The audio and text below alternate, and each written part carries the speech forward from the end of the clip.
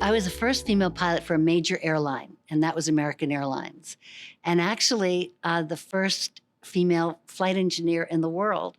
What inspired me to become a pilot and to become an airline pilot was my father.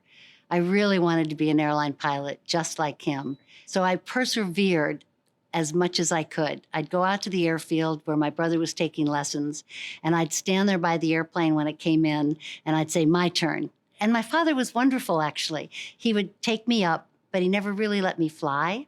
He finally understood that I didn't want to just play as a pilot. I wanted to really be one. Lots of women were flying aerobatic at the time. A lot of women were teaching. But I do think there was a problem with wanting to be an airline pilot. Matter of fact, I wrote to every single major airline in America in 1972 asking for a job. And every single airline wrote me back and said no, except American Airlines. By the time American hired me, there was a lot of publicity. And I think a lot of airlines opened their doors and started hiring women then. I was very proud of that. I guess with American, it's a fundamental fairness that hiring a woman that was equally as qualified as the guys, I think that was a really admirable thing that they did. Because nobody else took a chance at that moment in time.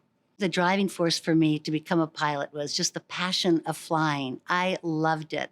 And I really researched so many female pilots that were starting with Harriet Quimby. And she flew across the English Channel at 3,000 feet in an open cockpit airplane. And she probably froze herself to death because it was cold up there.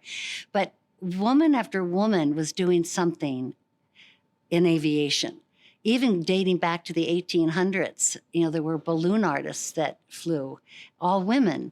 One woman flew for Napoleon and his army, Bessie Coleman. She tried to get into flight schools here in America and she couldn't, so she went to France and got her pilot's license. And then she came back and she was the first Black person in the world to get a pilot's license. And I really consider them my mentors. I loved reading about them. I loved seeing documentaries about them. And they really just kept me going. I never wanted to stop. I just wanted to fly.